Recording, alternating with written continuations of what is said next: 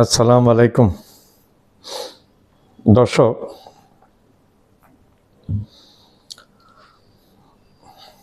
আজকে বহুল প্রত্যাশিত নরেন্দ্র মোদী, ভারতের প্রধানমন্ত্রী নরেন্দ্র মোদী এবং বাংলাদেশের প্রধান উপদেষ্টা অর্থাৎ বাংলাদেশের প্রধানমন্ত্রী ডক্টর মোহাম্মদ ইউনূস সাহেবের সাথে নরেন্দ্র মোদীর বৈঠক হয়ে গেছে। প্রায় শোনা গেছে 30 মিনিট একান্তে কথাবার্তা বলেছেন দুই দেশের দুই প্রধানমন্ত্রী। ডক্টর ইউনূস সাহেব 2024 সালের 5ই আগস্ট শেখ হাসিনা ক্ষমতাচ্যুত হয়েছেন, ছাত্র জনতার দ্বারা বিতাড়িত হয়ে ভারতে গিয়ে আশ্রয় নিয়েছেন পতিত স্বৈরাচার শেখ হাসিনা। এরপরে 3 দিন পরে ডক্টর মোহাম্মদ ইউনূস প্রধান উপদেষ্টা হিসেবে শপথ নিয়েছেন। ছাত্র জনতার দাবির মুখে উনি শপথ নিয়েছেন। উনি প্রথমে দায়িত্ব নিতে চান নাই, 3 দিন সময় দিয়েছেন, কিন্তু ছাত্র জনতার দাবির মুখে উনি শপথটা নিয়েছেন। উনি দায়িত্ব নিয়েছেন বাংলাদেশটাকে একটা ভঙ্গুর অবস্থায় ফেলে গিয়েছিল লুটপাট করে বাংলাদেশের এই প্রধানমন্ত্রী শেখ হাসিনা, তার আওয়ামী লীগ এবং তার দলের লোকজন, তার মন্ত্রী, তার এমপি, তার চালা চামুন্ডারা এই দেশটাকে লুটপাট করে একেবারে শেষ করে দিয়েছিল। সেই ঝুড়িটা ছিল, ঝুড়িতে তলা ছিল না, তলাবিহীন ঝুড়ি রেখে গিয়েছিল এই শেখ হাসিনা। ডক্টর মোহাম্মদ ইউনূস ক্ষমতায় এসে এই তলাবিহীন ঝুড়ির দায়িত্বটা নিয়েছেন। আজকে প্রায় 7 মাস পার হতে চলেছে, অথবা 8 মাসের কাছাকাছি চলে আসছে। যতই দিন যাচ্ছে ততই প্রধান উপদেষ্টা ডক্টর মোহাম্মদ ইউনূস সাহেবের পপুলারিটি বেড়েই যাচ্ছে। এবং বাংলাদেশের ইতিহাসে আমি বলবো, বাংলাদেশ 1971 সালে স্বাধীন হওয়ার পর পর্যন্ত এই 53 বছরে ওনার মতো এত বলিষ্ঠ কণ্ঠস্বর, আন্তর্জাতিকভাবে প্রভাব বিস্তার করা একজন রাষ্ট্রনায়ক বাংলাদেশের, উনি প্রথম আন্তর্জাতিকভাবে প্রভাব বিস্তার করা এবং বলিষ্ঠ কণ্ঠস্বর এবং বলিষ্ঠ কথাবার্তা বলাতে ওনার পূর্বে একজন এসেছিলেন মরহুম রাষ্ট্রপতি জিয়াউর রহমান, যিনি দেশকে ভালোবাসতেন এবং দেশের মান মর্যাদার দিকে দেখতেন এবং দেশের স্বার্থ উনি দেখতেন, দেশের উন্নয়নের জন্য উনি কাজ করে গেছেন। কিন্তু ওনাকে ভারতের কুচক্রী মহল 3.5 বছর, 4 বছরের বেশি থাকতে দেন, ওনাকে হত্যা করে ফেলেছে এটাকে সবাই বলে রয়ের মাধ্যমে ওনার হত্যাকাণ্ডটা হয়েছে সেনাবাহিনীর কিছু উচ্ছৃঙ্খল অফিসার দ্বারা। এখন ডক্টর ইউনূস সাহেবের ব্যাপারে আসি। উনি একজন নোবেল লরিয়েট, মাইক্রোফিন্যান্সের জন্মদাতা, যে মাইক্রোফিন্যান্স আজকে সারা দুনিয়ার মানুষ গ্রহণ করছে। আজকে মাইক্রোফিন্যান্সটা আজকে সারা দুনিয়ার মানুষ আজকে মাইক্রোফিন্যান্সটা গ্রহণ করছে। সারা দুনিয়ার মানুষ, আবার বলি আমি, সারা দুনিয়ার মানুষ আজকে মাইক্রোফিন্যান্সটা গ্রহণ করছে। এবং ভারতেও কিন্তু এই মাইক্রোফিন্যান্সটা চলছে, চীনে চলছে, রাশিয়াতে চলছে, আমেরিকাতে চলছে, আফ্রিকাতে চলছে, ইউরোপে চলছে, কোথায় চলছে না, সবাই চলছে। যারা মাইক্রোফিন্যান্স বুঝে ফেলছে তারা কিন্তু এই মাইক্রোফিন্যান্স নিয়েই উন্নতি করছে। চীনও মাইক্রোফিন্যান্স ফলো করে চায়না উন্নতি করেছে। ডক্টর ইউনূস সাহেব 2024 সালের 8ই আগস্ট ক্ষমতায় বসার পরপরেই এর কয়েকদিন পরে আমেরিকাতে একটা মিটিং হয়েছিল সবার, জাতিসংঘ মিটিং। সেই মিটিংয়ে যাওয়ার আগে ডক্টর ইউনূস সাহেব ভারতকে আমন্ত্রণ জানিয়েছে মোদি যেন ডক্টর ইউনূস সাহেবের সাথে একটু বৈঠকে বসেন সাইড লাইনে। কিন্তু চতুর মোদি সেটা মুসলিম বিদ্বেষী মোদি সেটা কৌশলে অ্যাভয়েড করে গেছেন, এড়িয়ে গেছেন। এবং ডক্টর ইউনূস সাহেব আসার পূর্বেই উনি আমেরিকা ত্যাগ করেছেন, ডক্টর ইউনূস সাহেব আমেরিকা যাওয়ার পূর্বেই। এরপরে ওই উদ্যোগটা কিন্তু ডক্টর ইউনূস সাহেব নিয়েছিলেন বৈঠকে বসার জন্য, বাইলেটারাল ম্যাটার নিয়ে, পারস্পরিক স্বার্থ সংশ্লিষ্ট ব্যাপার নিয়ে বৈঠকে বসার জন্য এটা ডক্টর ইউনূস সাহেব উদ্যোগটা নিয়েছিলেন, কিন্তু ভারত সেটা হতে দেয়নি। এর মধ্যে বিমস্টেক যে সম্মেলনটা আজকে হচ্ছে, গতকালকে থেকে প্রস্তুতি দিয়ে শুরু হচ্ছিল, সেটাতেও কিন্তু ডক্টর ইউনূস সাহেব আমন্ত্রণ করে বসছিল, চিঠি পাঠিয়েছেন ভারতের পররাষ্ট্র মন্ত্রণালয়কে যেন মোদি সাহেবের সাথে সাইডলাইনে একটা মিটিং করা যায়। এতদিন ভারত, গতকালকে পরশু পর্যন্ত আমরা জানতাম ভারত এই মিটিংয়ের ব্যাপারে আগ্রহী না। এরপরে আবার দেখা গেল ভারত প্রচুর আগে ইউনূস সাহেবের সাথে মিটিং করার পর জন্য। কখন থেকে এই আগ্রহটা বেড়েছে ভারতের? যখন মাত্র ডক্টর ইউনূস সাহেব চায়না ভিজিট করেছেন এবং চায়নার প্রেসিডেন্ট শি জিনপিংয়ের সাথে বৈঠক করেছেন এবং চায়নাকে বিভিন্ন কাজগুলো দিয়েছেন বাংলাদেশের বিভিন্ন জায়গায়, এবং নদী বাঁধ দেওয়ার জন্য কাজটা দিয়েছেন, তখন থেকে চীনের সুর নরম হতে দেখা গিয়েছে। তখন থেকে ভারতের সুর নরম হতে দেখা গিয়েছে। ভারত বুঝতে পেরেছে যে ডক্টর ইউনূস সাহেবকে অ্যাভয়েড করে ভারতের জন্য ক্ষতি হচ্ছে।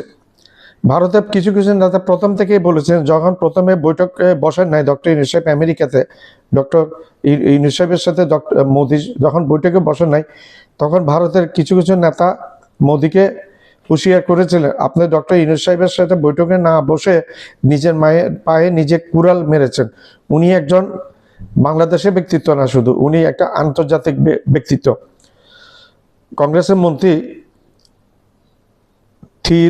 কংগ্রেসের মন্ত্রী যে থিরু সাহেব, উনিও এই ব্যাপারে বলেছেন, এবং ভারতের একজন ইউটিউবের সাংবাদিক আছেন প্রকাশ ভোরা, উনিও বলেছেন, উনিও এই জিনিসগুলো সহজভাবে নেন নাই, এবং এইগুলো ভারতের বিপক্ষে যে বুমেরাং হয়ে গেছে। এর মধ্যে মোদি ভারতে বাংলাদেশের ভিসা সম্পূর্ণভাবে বন্ধ রেখেছেন এবং আমদানি রপ্তানি পুরোপুরি বন্ধ করে দিয়েছিল। তো ক্ষতিটা হয়েছে ভারতের অর্থনীতি ধ্বংস হয়ে গেছে। পশ্চিমবাংলা হাহাকার অবস্থা, এখন মরুভূমি বিরাজ করছে। এইবার ঈদে কোনো ব্যবসা হয়নি, অনেক দোকানদার তাদের দোকান বন্ধ করে দিতে বাধ্য হয়েছে, তাদের ব্যবসা বাণিজ্য বন্ধ করে দিতে বাধ্য হয়েছে অনেক দোকানদার এইবার এই ঈদে। এবং তাদের যে হেলথ সেক্টর, বাংলাদেশের রোগীদের নিয়ে যে একটা ব্যবসা তাদের ওইখানে হতো, সেটাও বন্ধ হয়ে গেছে, কিছু কিছু হসপিটাল। ঠিক একই অবস্থা আগরতলাতে হবে, ত্রিপুরাতেও বিরাজমান। তো তাদের ব্যবসা মোটামুটি, তাদের ব্যবসায়ীরা প্রকাশ্যে বলেছে, আমাদের ব্যবসা বাংলাদেশের মানুষের উপর নির্ভর করে, আমাদের ব্যবসা ভারতের না, আমাদের ব্যবসা বাংলাদেশের মানুষের আগমনের উপর নির্ভর করে। মোদি আমাদের ব্যবসা ধ্বংস করে দিয়েছে, ভারতকে ধ্বংস করে দিয়েছে। প্রচণ্ড চাপের মুখে এই মোদি পড়ে গেছে, সেটা বলার অপেক্ষা রাখে না। সেটা এই যে আছে, সেটা মোদি এই কার্যক্রমের ফলে মোদি ভারতে জনপ্রিয়তা হারাতে বসেছে। এবং একটু শোনা গেছে মোদি নাকি এই বছরে 2025 আগস্টে নাকি স্বেচ্ছায় পদত্যাগ করে চলে যাবেন। আসলে মোদির আরো আগে পদত্যাগ করা উচিত ছিল। মোদি না বুঝে ইন্টারনাল পলিটিক্স, না বুঝে foreign affairs, external policy Sheikh হাসিনাকে আগলে রেখেছেন, বাংলাদেশকে ভুলে গেছেন। একটা দেশের প্রধানমন্ত্রী আরেকটা দেশের প্রধানমন্ত্রীর সাথে সম্পর্ক রাখবে, দেশের জনগণের সাথে সম্পর্ক রাখবে, একটা দেশের সাথে সম্পর্ক রাখবে, এটা হচ্ছে নিয়ম। কিন্তু মোদি সম্পর্ক রেখেছে পতিত একটা স্বৈর শাসক। দীর্ঘদিন যাকে পেলে পুষে ভারতে বড় করেছে এবং ক্ষমতায় রেখেছে সেই পতিত স্বৈর শাসক শেখ হাসিনাকে। এখন এই বৈঠকে আমরা যেটা শুনতে পেরেছি, বাংলাদেশের সাথে ভারতের একটা নদীর চুক্তি মেয়াদ চলে গেছে, সেই নদীর চুক্তিটা রিনিউ করার জন্য ইউনূস সাহেব বলেছে। প্রত্যেকটা অ্যাঙ্গেলে ইউনূস সাহেব মোদিকে ধরেছে, এবং মোদি ইউনূস সাহেবের কাছে অনেকটা ধরাশায়ীর মতো অবস্থা। মোদি বুঝতে পারে না প্রথমে এই যে ইউনূস সাহেব কি মাপের একজন মানুষ, নোবেল লরিয়েট কি মাপের একজন মানুষ, সেটা বুঝতে পারে না। তারপর প্রথমে চেয়ে বসেছে, শেখ হাসিনাকে ফেরত চেয়ে বসেছে। প্রথমে মোদি কাছে ইউনূস সাহেব শেখ হাসিনাকে যেন ফেরত দেয় সেই ব্যাপারে কথা বলেছেন, ফেরত চেয়ে বসেছেন। এরপরে শেখ হাসিনা যে ওইখানে বসে বাংলাদেশ বিরোধী উস্কানি চালাচ্ছে, বিভিন্ন ধরনের আজে বাজে কথাবার্তা বলে এখানে পরিস্থিতি গরম করার চেষ্টা করছে, সেটা মনে করিয়ে দিয়েছেন মোদিকে। এবং মোদি যে আশ্রয় দিয়েছেন, আশ্রয় থাকার ফলে এই বাংলাদেশ বিরোধী কর্মকাণ্ড চালাচ্ছে, সেটাও মনে করে দিয়েছেন। এবং আরো মনে করি যে বাংলাদেশে শেখ হাসিনা হত্যাকাণ্ড করে এই দেশে এসেছে, ভারত তাকে আশ্রয় দিয়েছে। বাংলাদেশের আইন ব্যবস্থা, বাংলাদেশের কোর্ট, বাংলাদেশের আদালত এখন শেখ হাসিনাকে কাঠগড়ায় দাঁড় করিয়েছে, শেখ হাসিনাকে চাচ্ছে। শেখ হাসিনা 100-150-র উপর খুনের মামলার আসামি বর্তমানে। এবং বাকি যে আওয়ামী লীগের নেতা, এমপি, যারা কর্মী নেতা, যেগুলো ভারতে গিয়ে আশ্রয় নিয়েছে, বহাল তবিয়তে আসে এই দেশে পয়সা চুরি করে, তাদেরকেও ফেরত চেয়েছে। তাদেরকেও ওইখানে যে বসে তারা বাংলাদেশ বিরোধী কর্মকাণ্ড চালাচ্ছে সেই ব্যাপারে আপত্তি জানিয়েছে, সেই ব্যাপারে মোদিকে ইনফর্ম করেছে। এখন মোদি ডক্টর মোহাম্মদ ইউনূস সাহেবের সাথে পাঙ্গা নিয়ে কি করেছে, বাংলাদেশের সাথে সম্পর্কটা হারিয়ে ফেললো বাংলাদেশ। ডক্টর ইউনূস সাহেব প্রথম থেকে মোদির সাথে কোনো রকম খারাপ আচরণ করে না, ভারতের সাথে সম্পর্কের ব্যাপারে বলেছে। এই যে চীনে যাওয়ার আগেও কিছুদিন আগেও বলেছে যে সেভেন সিস্টার আমাদের এক পাশে দুই মহাশক্তিধর দেশ চীন এবং আরেক পাশে মহাশক্তিধর দেশ ভারত, তারা দ্রুত এগিয়ে যাচ্ছে, তারা এগিয়ে গেলে আমাদের ফেলে তারা যেতে পারবে না, তাদের বাতাসে আমরাই উপরের দিকে এগিয়ে যাব এবং আমরা উন্নতি করব। এর মধ্যে উনি বলেছেন যে সেভেন সিস্টারের যে 7টা রাজ্য আছে ভারতে, খারাপ কিছু বলে নেই, ভারত বিরোধী কোনো কথা বলে নেই, তারা কিন্তু ল্যান্ডলক, তারা ভূমি দ্বারা আটক, তাদের ধারে কাছে কোনো নদী নেই। সুতরাং বাংলাদেশ হচ্ছে একটা নদীমাতৃক দেশ, বাংলাদেশের পুরোটাই এই এক পাশে পুরোটাই সব সমুদ্র দ্বারা পরিবেষ্টিত, 3 পাশে ভারত, এক পাশে নদী সমুদ্র। তো সেভেন সিস্টার যদি উন্নতি করতে চায় তাহলে বাংলাদেশের ভিতর দিয়ে পণ্য আমদানি রপ্তানি আমাদের করিডোর ব্যবহার করে, পোর্টের মাধ্যমে বাংলাদেশের পোর্ট ব্যবহার করে বিদেশে রপ্তানি করতে পারবে, বিদেশ থেকে ইম্পোর্ট করতে পারবে সেভেন সিস্টার। একইভাবে বলেছিল নেপালের ব্যাপারে, নেপাল অলরেডি আমাদেরকে বাংলাদেশকে বলে দিয়েছে আমরা তোমাদেরকে দিতে চাই।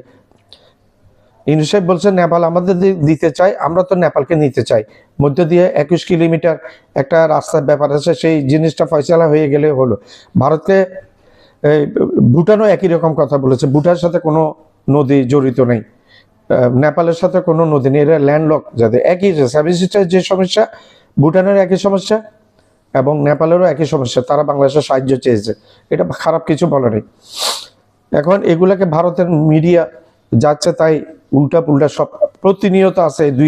শেখ হাসিনার পতন হওয়ার পর থেকে প্রতিনিয়ত এই ভারতের সব মিডিয়া বলবো 2-4টা মিডিয়া কিন্তু ভালো আছে, তারা ভালো ঠিক রিপোর্ট তারা দিচ্ছে, কিন্তু বাকি মিডিয়াগুলোকে সবাই বলছে গতি মিডিয়া, মোদির গতি মিডিয়া বা ক্রস মিডিয়া। এর মধ্যে রিপাবলিকান বাংলাটা এগিয়ে আছে, ওইখানে একটা ভার আছে, একটা বানর আছে, মহিক রঞ্জন ঘোষ। আমি মহিক রঞ্জন ঘোষকে আমন্ত্রণ জানাই বাংলাদেশে আসুন, আপনাকে বাংলাদেশের সব মানুষ আপনাকে চিনে, ভালোভাবেই চিনে, আপনাকে কোনো অসম্মান করবো না, আমরা বাঙালিরা বাংলাদেশিরা আপনাকে কোনো অসম্মান করবো না। আপনি বলেছেন, আপনি এসে দেখেন, আপনি যেগুলো বলেছেন সেগুলোর সাথে এখানে মিলে কিনা, আপনি এসে দেখেন, আপনি প্রমাণ করেন যে এইখানে এসে আপনি এসে দেখেন, আপনাকে আমরা কোনো অপমানিত করবো না, আমরা সাদরে গ্রহণ করবো। আপনি শুধু প্রমাণ করেন আপনি যেগুলি বলেছেন সেগুলি সত্যি কিনা, আপনি প্রমাণ করতে পারলে আমরা মেনে নিব, কিন্তু আমরা জানি আপনারা প্রমাণ করতে পারবেন না, আপনি বোগাসের উপর ছিলেন, আজে বাজে কথা। একটা সাংবাদিকের যে নীতি থাকে সেই নীতিতে আপনি ছিলেন না, আপনি এগুলা সাংবাদিকতাকে একেবারে ডাস্টবিনে ফেলে দিয়েছেন। তো এখন ভারতের উচিত হবে বাংলাদেশের সাথে সম্পর্ক উন্নয়ন করা। আমরা ভারতের সাথে সম্পর্ক অবনতি হোক এর চেয়ে বেশি এটা আমরা চাই না, আমরা চাই ভারতের সাথে আমাদের সম্পর্ক উন্নয়ন হোক, কিন্তু এটা গিভ অ্যান্ড টেক সিস্টেমে। আমি আপনাকে কি একটা পারস্পরিক শ্রদ্ধাবোধ নিয়ে, পারস্পরিক সহমর্মিতা নিয়ে এই আমদানি রপ্তানি এবং সম্পর্কটা টিকে থাকবে, যেটা আমাদের আমাদের ডক্টর ইউনূস সাহেব চাচ্ছেন। ডক্টর ইউনূস সাহেব সেটাই চাচ্ছেন যেটা বাংলার মানুষ চাচ্ছে। বাংলার মানুষ অপমানভাবে জীবনযাপন করতে চাচ্ছে না, বাংলাদেশের মানুষ রয় দালালি পছন্দ করে না, বাংলাদেশের মানুষ রয় থেকে পয়সা খেয়ে বাংলাদেশের বিরুদ্ধে কোনো নেতা নেত্রী বাংলাদেশের বিপক্ষে যাক এগুলো পছন্দ করে না। সেই একইভাবে এত স্বাধীন চেতার নেতা আমরা বাংলার ইতিহাসে দ্বিতীয় পাই নাই। বাংলাদেশের ইতিহাসে এই ডক্টর ইউনূস সাহেবের মতো এরকম একটা ভদ্র পরিমার্জিত এবং স্বাধীন চেতার নেতা বাংলাদেশের জন্য যে কিনা চিন্তা ভাবনা করে, প্রতিনিয়ত বাংলাদেশের যুব সমাজের জন্য চিন্তা ভাবনা করে, বাংলাদেশের আপামর জনসাধারণের জন্য চিন্তা ভাবনা করে, এরকম নেতা আমরা ভবিষ্যতে পাবো কিনা সন্দেহ আছে। আমাদের এই নেতাকে আমাদের হারানো উচিত না। হায়াত রিজিকে মালিক আল্লাহ, যতদিন আল্লাহ ওনাকে বাঁচিয়ে রাখেন উনি বাংলাদেশের প্রধানমন্ত্রী হিসেবে থাক। আমরা চাচ্ছি এখন সামনে যে কোনোভাবে যে কোনো উপায়ে পার্লামেন্টারি সিস্টেমের মধ্যে হলেও ওনাকে যেন বাংলাদেশের প্রধানমন্ত্রী করে আমরা রাখতে পারি। কারণ শফিক রেহমান দিনের সম্পাদক, উনি এয়ারপোর্টে নেমেই মাত্র বলেছেন ডক্টর ইউনূস সাহেব একজন উঁচু মাপের মানুষ, একজন নিতান্ত ভদ্রলোক এবং এমন একজন লেভেলের লোক, তাকে আপনারা হারাবেন না, তাকে আপনারা কাজ দেন, তাকে দিয়ে আপনারা কাজ করান, তাকে যেতে দিবেন না, তাকে আপনারা হারাবেন না। ধন্যবাদ। ব্যাংককে বিমস্টেক সম্মেলনের সাইডলাইন বৈঠক করেছেন প্রধান উপদেষ্টা ডক্টর মোহাম্মদ ইউনূস ও ভারতের প্রধানমন্ত্রী নরেন্দ্র মোদী। বিস্তারিত জানাতে ব্যাংকক থেকে সরাসরি যুক্ত হচ্ছেন সহকর্মী নাজমুস সালেহী। সেই বৈঠকটি আসলে অবশেষে শুরু হলো এবং সেটি হচ্ছে ব্যাংকক সময় স্থানীয় সময় দুপুর 1টার দিকে নরেন্দ্র মোদী এবং ভারতের প্রধান উপদেষ্টা ডক্টর মোহাম্মদ ইউনূসের হোটেল সাংগ্রিলার 3য় তলায় ওই পাশের রুমে আসলে বৈঠকটি চলছে। এই মুহূর্তে আমরা নিচে অপেক্ষা করছি, তবে বৈঠকে কি বিষয়ে আলাপ আলোচনা হচ্ছে সেটি অফিসিয়ালি একটি বক্তব্য দিবে প্রধান উপদেষ্টার প্রেস উইং থেকে। তবে আমরা বিভিন্ন সূত্র থেকে জানতে পারছি যে বাংলাদেশ ভারতের যে দ্বিপাক্ষিক যে সম্পর্কের যে বিভিন্ন ইস্যু রয়েছে সেই সমস্ত ইস্যু হয়তো আজকে আলোচনা হচ্ছে না, বা সেই ইস্যুতে আজকে খুব বেশি আগ্রহ নেই ডক্টর মোহাম্মদ ইউনূসের। বিশেষ করে চলমান যে সাম্প্রতিক টানাপোড়েন যে চলছে ভারত বাংলাদেশের সঙ্গে, যে কয়েকটি বিষয়ে সেই ইস্যুগুলো যাতে কিভাবে সমাধান করা যায় এবং এই যে সম্পর্কের যে দূরত্ব সেটাকে আসলে কিভাবে কমানো যায়, মূলত সেই বিষয়গুলো নিয়ে প্রধান উপদেষ্টা ডক্টর মোহাম্মদ ইউনূস বক্তব্য রাখছেন। মানে ভারতের প্রধানমন্ত্রী নরেন্দ্র মোদীকে আসলে সেই বিষয়গুলো নিয়ে তিনি অবগত করছেন। বাংলাদেশ ভারতের সাথে বাণিজ্য, বিনিয়োগ, উন্নয়ন, যেগুলো দীর্ঘমেয়াদী যে সম্পর্কগুলো রয়েছে সেই সম্পর্ক, দীর্ঘমেয়াদী যে আলাপ আলোচনা, সেগুলো নিয়ে কিন্তু কোনো ধরনের বক্তব্য বা সেগুলো নিয়ে প্রধানমন্ত্রী উপদেষ্টার খুব বেশি আগ্রহ তিনি দেখাচ্ছেন না, বা তিনি তার আলোচনায় আসলে সেই বিষয়গুলো নয়।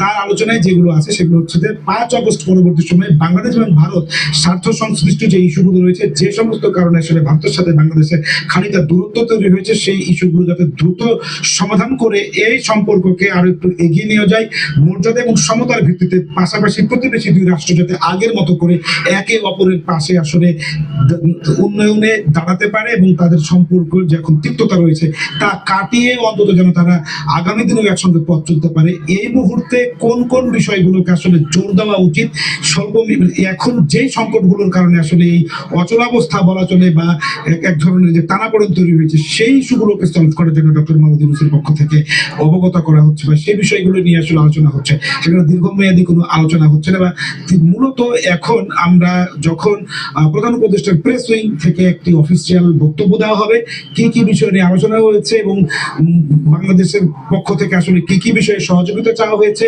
আর ভারত আসলে তাদের পক্ষ থেকে কি ধরনের সাড়া দিয়েছে, সেই বিষয়গুলো নিয়ে জানবো আমরা একটু পরে। সেই পর্যন্ত আসলে আমাদের সবাইকে অপেক্ষা করতে হবে। এই ছিল আমার কাছে হোটেল সাংগ্রিলা থেকে, যেখানে মোদী এবং ইউনূসের বৈঠক চলছে, সেখান থেকে সর্বশেষ।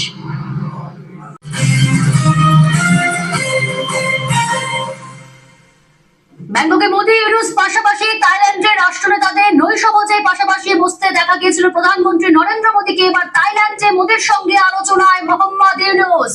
শেখ হাসিনা দেশ ছাড়ার পর এই প্রথম মোহাম্মদ ইউনূস এবং দেশের প্রধানমন্ত্রী নরেন্দ্র মোদী একেবারে পাশাপাশি থাইল্যান্ডে মোদীর সঙ্গে আলোচনায় মোহাম্মদ ইউনূস।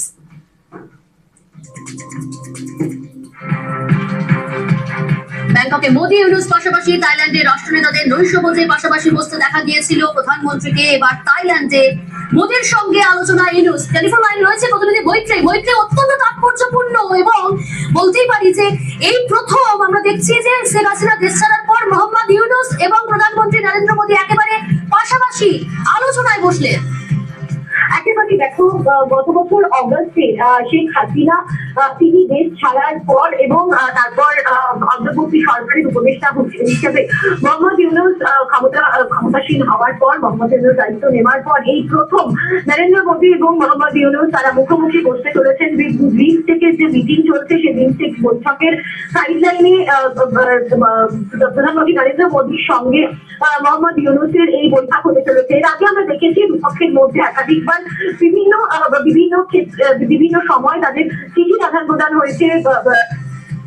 দেখেছি ঈদের সময় এবং বাংলাদেশ দিবসের সময় তাদেরকে চিঠি লিখে তাদেরকে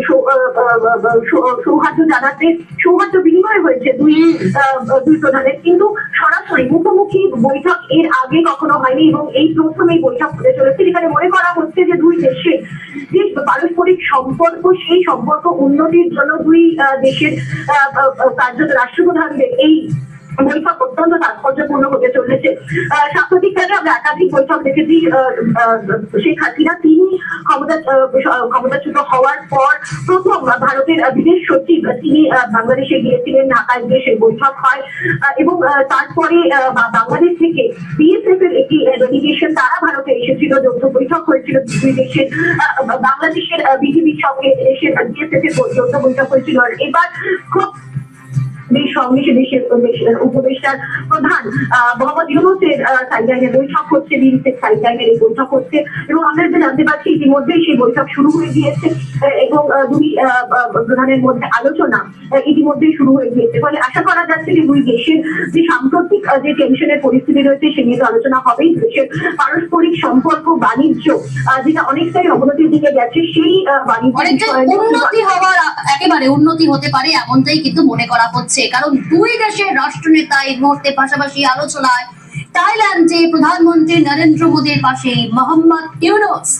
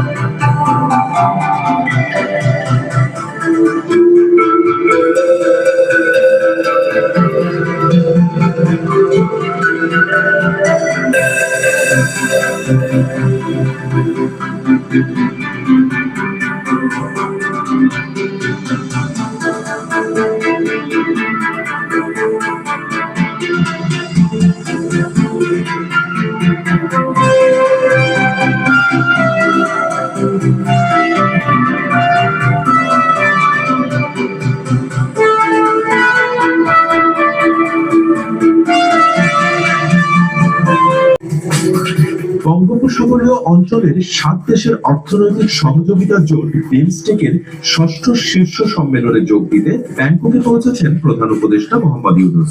বৃহস্পতিবার সকাল 8:55 বিমান বাংলাদেশ এয়ারলাইন্সের একটি ফ্লাইটে তিনি ব্যাংককের উদ্দেশ্যে যাত্রা করেন। স্থানীয় সময় দুপুর 12টার দিকে ব্যাংককে পৌঁছালে থাইল্যান্ডের মন্ত্রী জিরাপন সিন্ধুপ্রাই তাকে স্বাগত জানান। এবারের বিমস্টেক সম্মেলন শুরু হয়েছে 2 এপ্রিল। শুক্রবার রাষ্ট্র ও সরকার প্রধানদের সঙ্গে সম্মেলনের শীর্ষ বৈঠকে যোগ দেবেন মোহাম্মদ ইউনূস। সম্মেলনের ফাঁকে প্রধান উপদেষ্টা অধ্যাপক মোহাম্মদ ইউনূসের সঙ্গে ভারতের প্রধানমন্ত্রী নরেন্দ্র মোদীরও বৈঠক হতে পারে বলে সরকারের তরফে আশা করা হচ্ছে। এবার যেন বিশ্ব পরিমণ্ডলে ডক্টর ইউনূসের জয় জয়কার অবস্থা। পুরো বিশ্বের কাছে বাংলাদেশকে তিনি উপস্থাপন করেছেন সম্পূর্ণ ভিন্নভাবে, যে চিত্র এর আগে দেখেনি কেউ। আর তাই তো ভারত শ্রীলঙ্কার সবাইকে পেছনে ফেলে এবার চালকের আসনে বাংলাদেশ, যার নেতৃত্বে অধ্যাপক মোহাম্মদ ইউনূস।